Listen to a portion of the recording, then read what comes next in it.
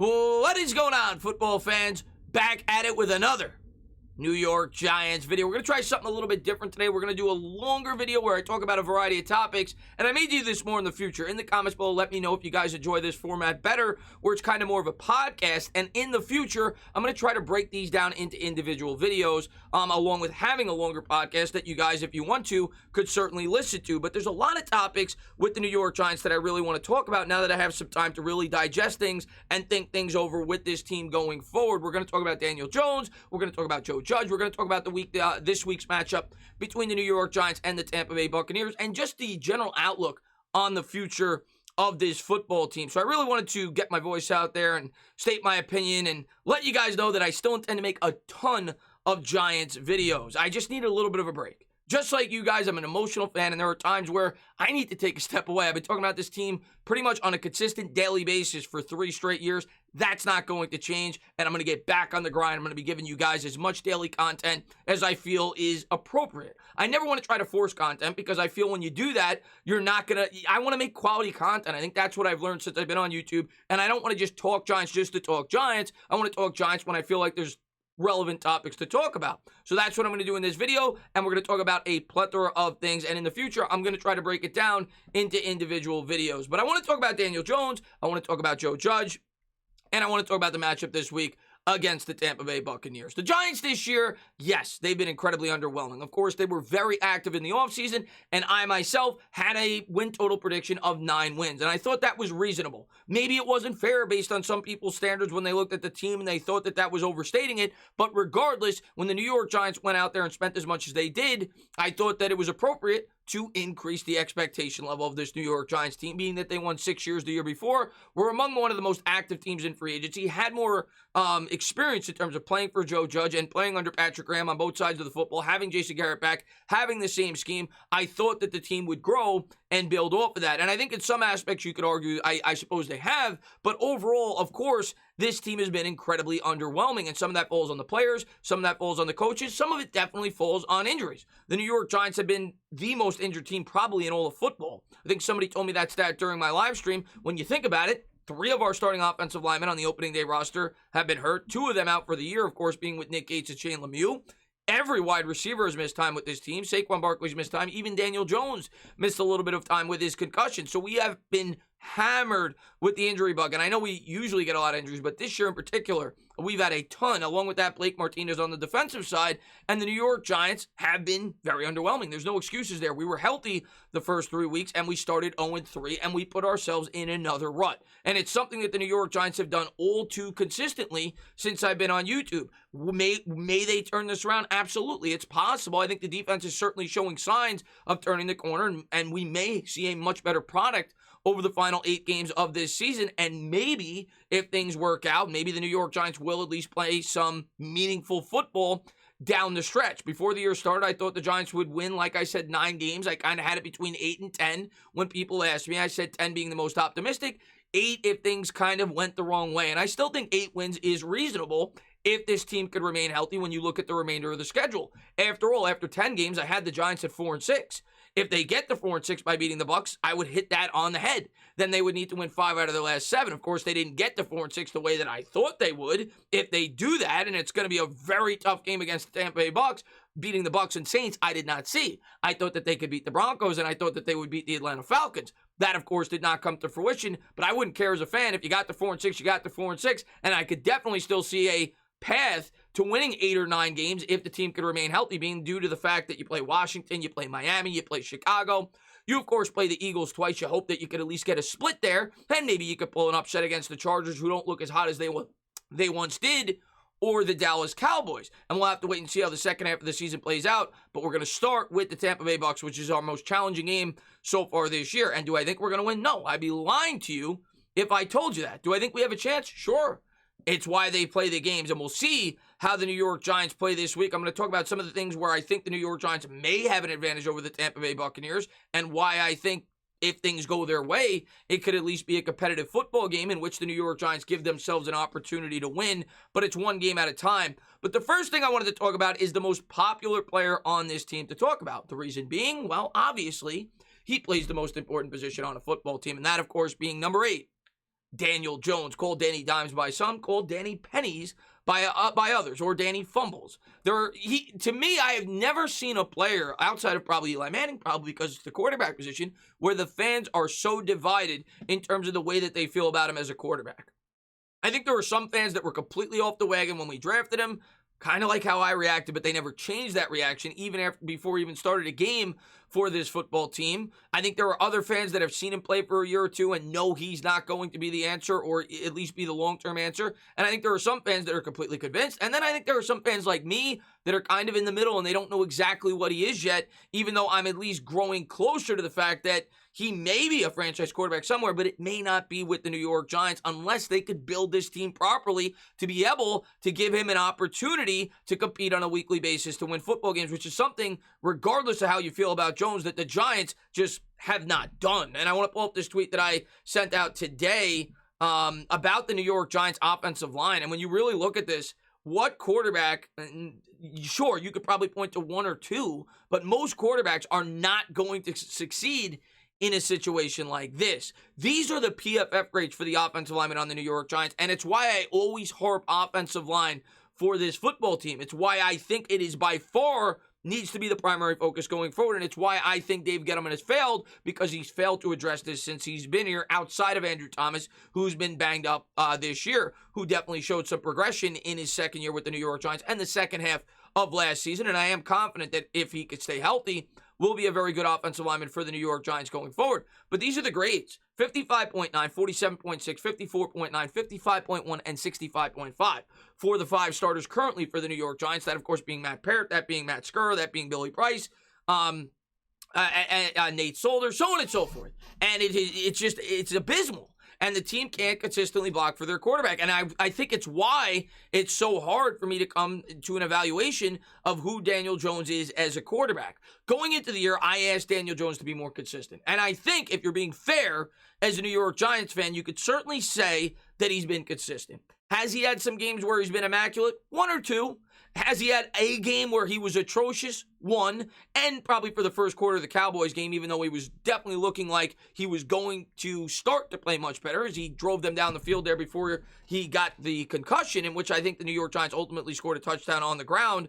But yeah, I think he has been more consistent if you're being fair with yourself evaluating Daniel Jones. This year, he's thrown 8 touchdowns, 5 interceptions, but if you take away one game against the Rams, in which he threw 3 picks when he had no help, definitely played horrible in that game, not making excuses. I thought that he tried to put the team on his back.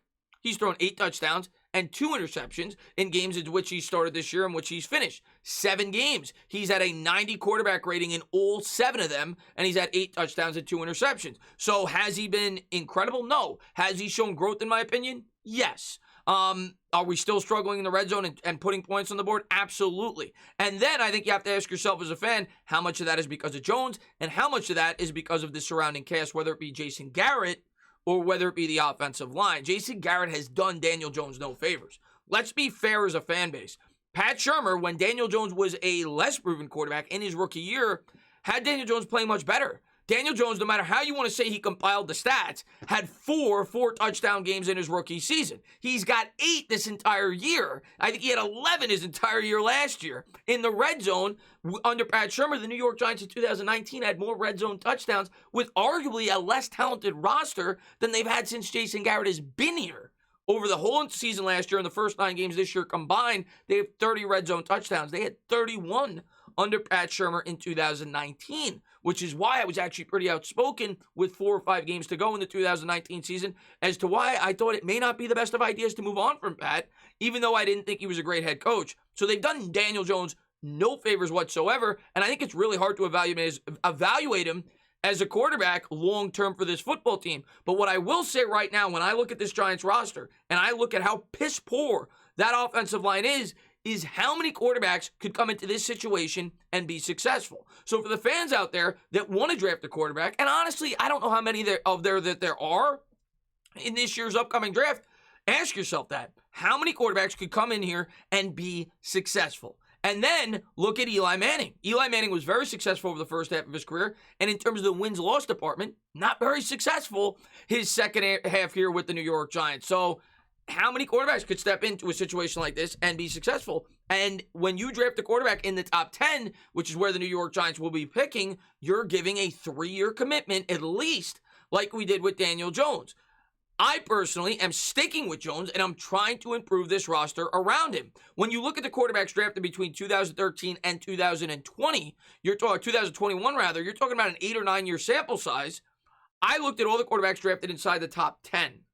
Reason being, when you're drafted inside the top 10, more often than not, and there are some outliers, a guy like Trey Lance, for example, who I thought got drafted to a pretty good situation. Reason being the 49ers traded up, and they had a lot of injuries the year before, but more often than not, you're going to be drafted into a poor situation. And more often than not, when you look at the history of football, most of those quarterbacks, even though undeniably they had a lot of talent coming out of college, it's why they went in the top 10, are not very successful in those circumstances. Some certainly are, and we're going to go over it. Andrew Luck, for example, I thought overcame a really tough situation. Nobody would debate whether or not Daniel Jones is Andrew Luck, but let's talk about it. Let's talk about some of the quarterbacks that have been drafted since 2013 inside the top 10. You go all the way back to 2013. Blake Bortles, I think he was 3rd overall to the Jaguars. Obviously had some talent coming out of UCF. Had a career record of 24-39. Didn't work out there. Then you move on to Marcus Mariota. I think he was the 3rd overall pick, if I'm not mistaken, by the Titans. Isn't with the team anymore. Wasn't very successful there. He's now a backup with a career record of 29-32. Next one you got up is Jameis Winston. Winston is putting up pretty decent stats, obviously, this year with the New Orleans Saints, but which quarterback wouldn't? We saw a couple of years ago, Teddy Bridgewater was 5-0 there. They have Sean Payton. They have an incredible offensive line. Winston, well, I think he definitely has talent, has definitely not lived up to the 1st overall selection, and is no longer with the team who selected him 1st overall. So right off the bat, the first 3 quarterbacks that I've shown you came into bad situations, were not successful, right? Next quarterback, Carson Wentz. Carson Wentz has a career record of 40-37-1. And I think he's kind of an outlier. The Eagles, of course, traded up to get him, and he actually was in a pretty good situation. They had a really good scheme. They had a really good offensive and defensive line. They won the Super Bowl without Wentz, so that goes to show you just how good of an overall team they had in his 2nd season. But Wentz obviously failed as that team got worse, and they ended up shipping him away. Some of that definitely had to do with his mental psyche, but regardless, didn't necessarily work out for the long term, obviously, with the Philadelphia Eagles.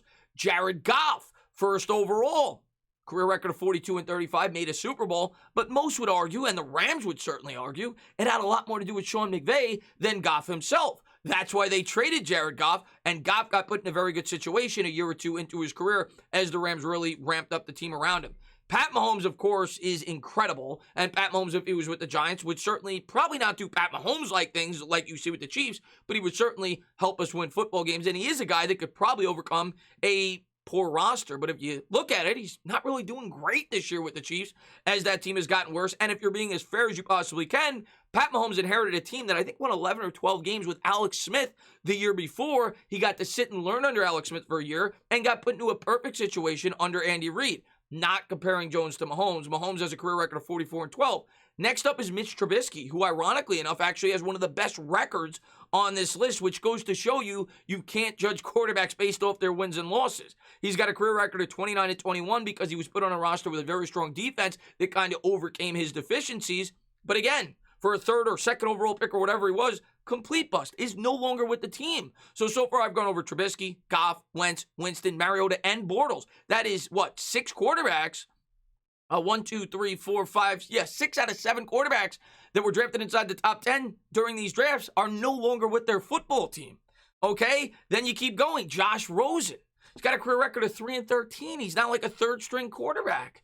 It didn't work out, right? They moved on from him shortly thereafter. Josh Allen, an outlier. Great quarterback, immensely talented, but so far out of 10, I've named 2 that worked out. And if you're being fair, the Bills were a playoff team, I think a year or 2 before they even took him, and they built that team great. It took Allen 2 years to really start to hit his stride in his 3rd season once they got him some weaponry with Stephon Diggs, and it's why a lot of people frequently compare Daniel Jones to Josh Allen in terms of what they hoped could have been Daniel Jones' evolution. I never did that because I do think Josh Allen is immensely talented, but it certainly took him some time, and he was put in a much better situation than that of Daniel Jones. Sam Darnold, he's on his 2nd team. He's probably going to be on his 3rd. Obviously didn't work out with the New York Jets, 17-30.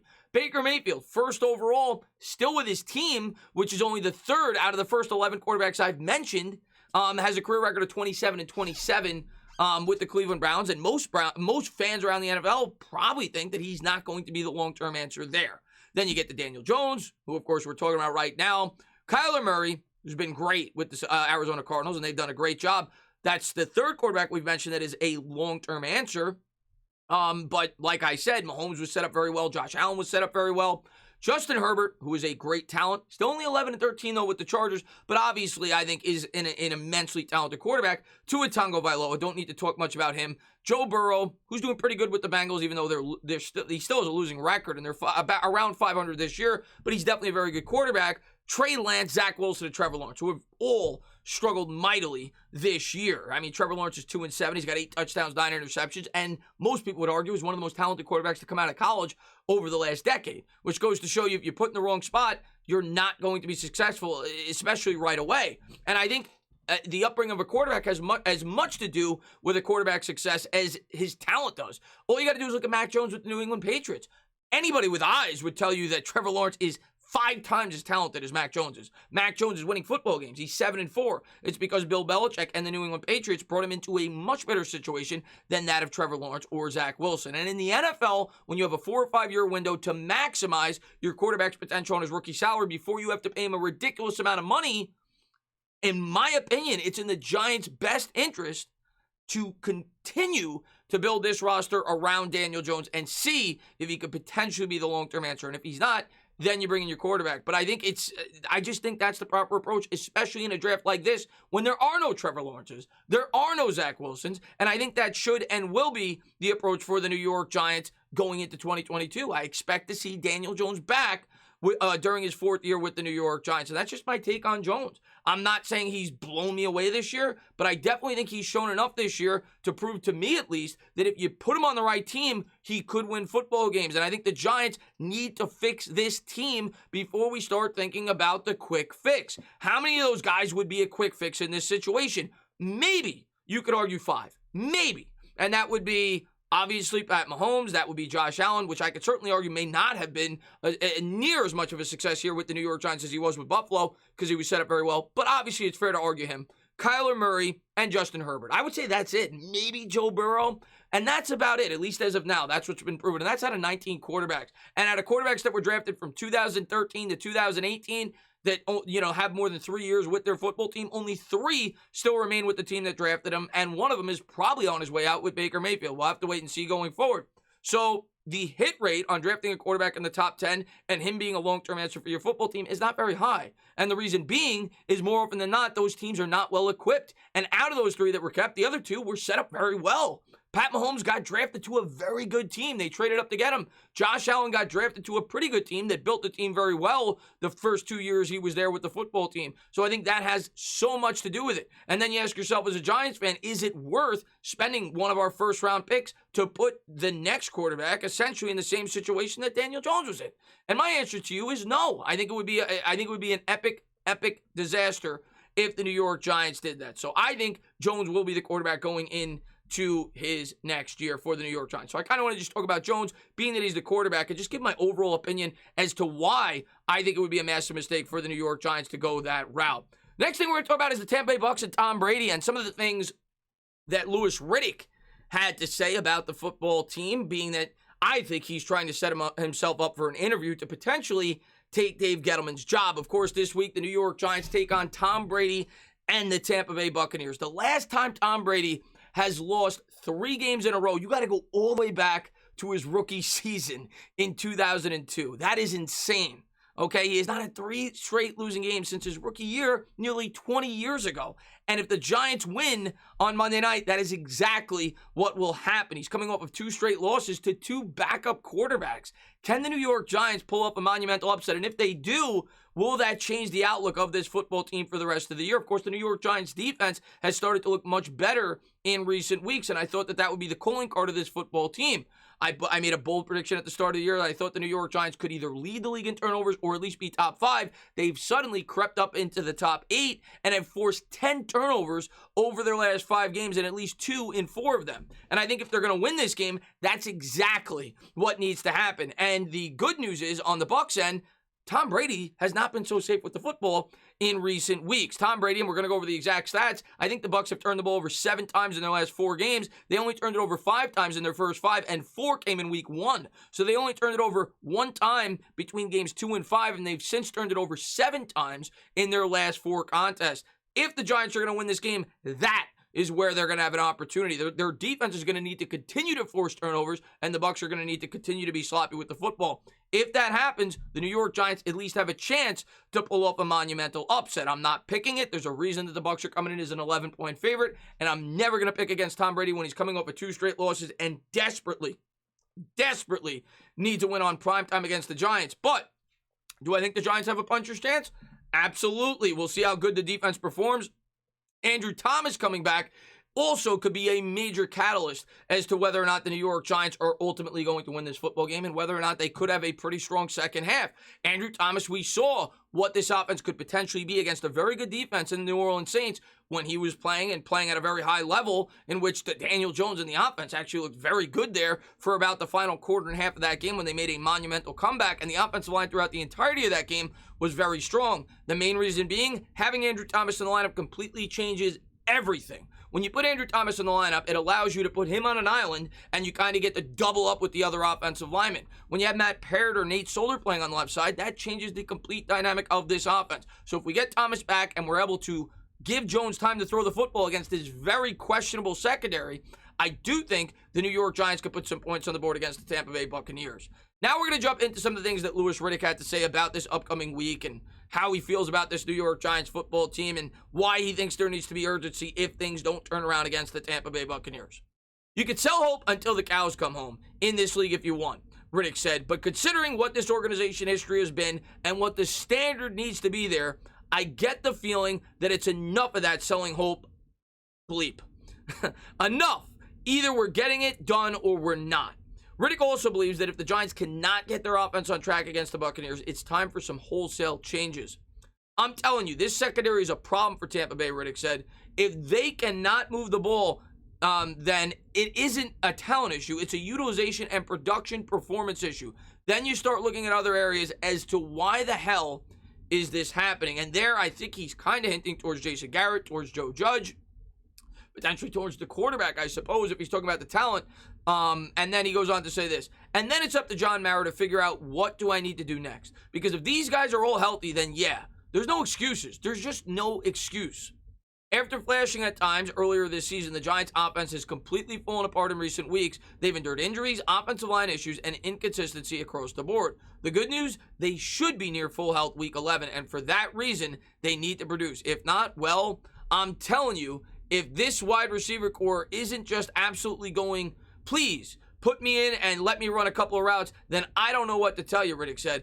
And if they go out there, they blank the bed against the secondary on Monday Night Football, then if I'm a decision maker, I'm going, what the hell is going on? So that's what Louis Riddick had to say about the New York Giants offense and his expectations going into this Tampa Bay Bucs game. I mean, I agree with a lot of what he said. I mean, it's put up or shut up time right now for the New York Giants. We're 3-6 as a fan base. Overall, I think the fan base is sick and tired of excuses, right? This team every year seems to get off to a slow start. And yes, you could certainly point to injuries as an excuse. There have been a ton of injuries, but at the end of the day, it's up to the team to perform and start to find a way to win some football games. In a year in which the expectations, rightfully so, were increased for this team when you went out there and spent in the method in which you did, and you had more familiarity on both sides of the ball with Joe Judge and Patrick Graham and Jason Garrett coming back, especially on the offensive side, it's indefensible in terms of the way that they've looked. And I think a lot of it, unfortunately, goes to the same problem we've had since the whole second half of Eli Manning's career, and that's the offensive line. And that goes back to the, Dave Gettleman and Joe Judge's decision not to try to upgrade that part of the football team this entire offseason and losing Kevin Zeitler. Then I wanted to jump into the overall stats for the Tampa Bay Bucs and where I think, like I said, where I think the New York Giants may have an opportunity and where I think they're going to struggle. Last week against the Raiders, the Giants were able to run the ball very effectively. And it's easy to say every week, you got to go out there, you got to run the football, you got to try to run for 100 yards. It is going to be much more challenging against this Tampa Bay Bucs team. The Tampa Bay Bucs right now surrender on the third fewest yards per carry in the NFL at 3.7. Now, there are some injuries to that defense, and maybe that'll help assist the New York Giants. If you look at the Tampa Bay Bucs this year, over their first 5 games, that defense in terms of the run was ridiculous. They gave up only 60 yards to the Dallas Cowboys, 55, 76, -1 rushing yards. I think that was against the Philadelphia Eagles, who refused to run it, and 39 yards on the ground over their first 5 games. Since then, they've given up 100, 143, 152, and 94. So there may be some opportunities for the New York Giants to potentially be able to establish some kind of ground game to better assist Daniel Jones in terms of throwing the football. But most of that is going to come down to the offensive line and establishing some holes for Saquon Barkley or Devontae Booker. Where I think the New York Giants are going to have an opportunity, though, kind of like he said, is that secondary. But you got to be able to block to do it. And we'll see if the New York Giants are up to the task. And the other thing, like I said earlier, the turnovers. The New York Giants defense is starting to come to life in terms of creating turnovers. Like I said, 10 turnovers created in the last 5 games. The Bucs have turned over 7 times over the last 4. If that pattern continues and the New York Giants could have a +1 or 2 in terms of the turnover department, I think there's a real opportunity for the New York Giants to keep this close. And we'll see if they're up to the task. Now, in terms of Riddick talking about wholesale changes and major changes that need to be needed, I think that at least hints at the coaching staff, whether that be Jason Garrett, whether that be Joe Judge. And a hot topic of conversation this entire year has been the man at the top.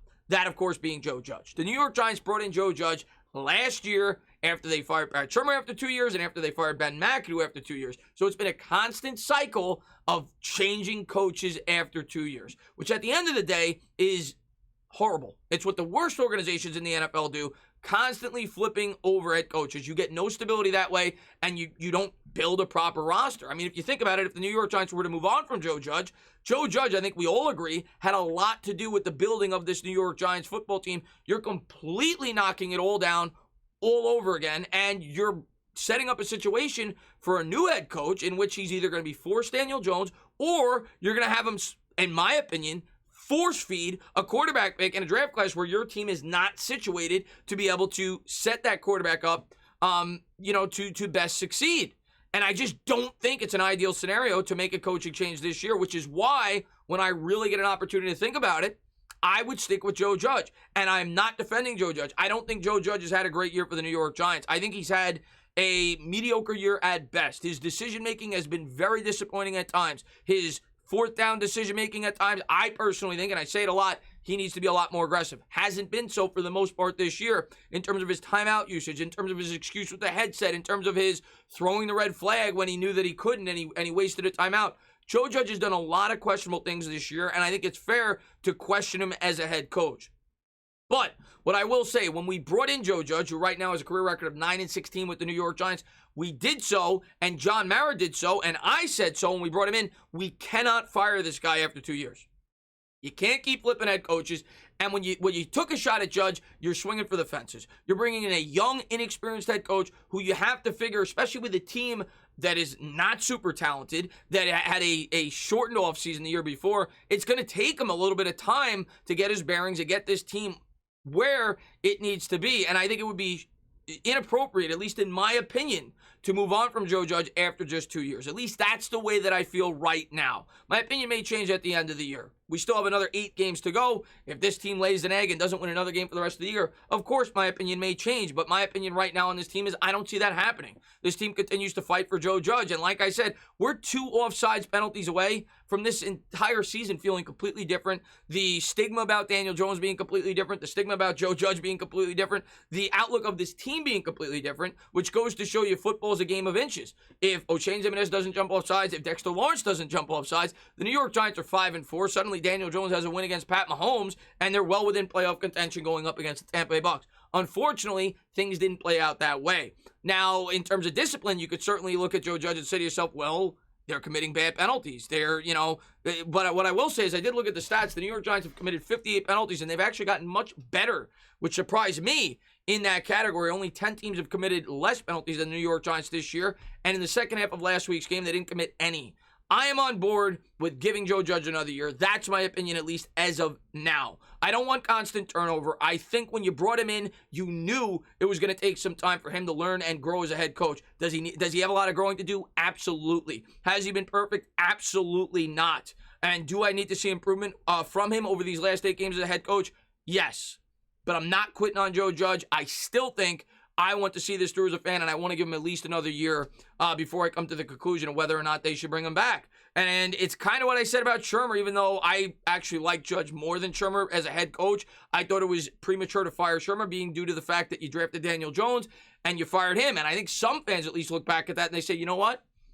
Maybe Chris was right. Maybe that was a mistake. Moving on from Pat Shermer, being that Daniel Jones was much better in his system, and you set Daniel Jones up in a very tough spot. And I personally think if we were to move on from Joe Judge after 2 years, there could potentially at least be some fans that may look back at it and say, wow, maybe that wasn't the best of decisions. The grass is not always greener on the other side. And what you have to ask yourself as a fan, what coach is going to come in here and fix this mess? And what coach is going to want to come in here with any type of credentials and fix this mess? I think the Giants have to carry this out and see if Joe Judge could get this team going in the right direction for the rest of this year and hopefully going into year 3. But that's just my opinion on the matter. I hope the New York Giants go out there and beat the Tampa Bay Bucs, and if they get the 4-6, I'm going to tell you right now, you could call me a homer all you want.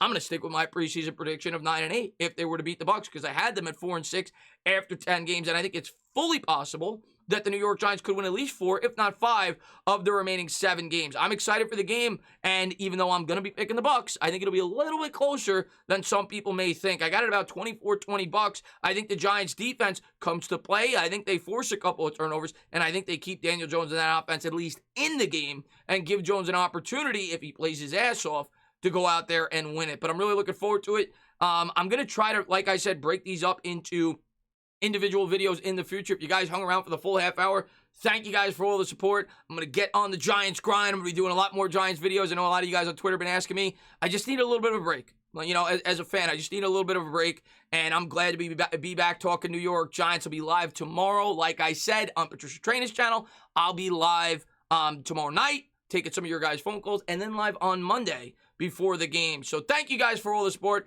As always, if you liked what you watched, please subscribe. Drop a comment. Maybe give me a little thumbs up. Cheers.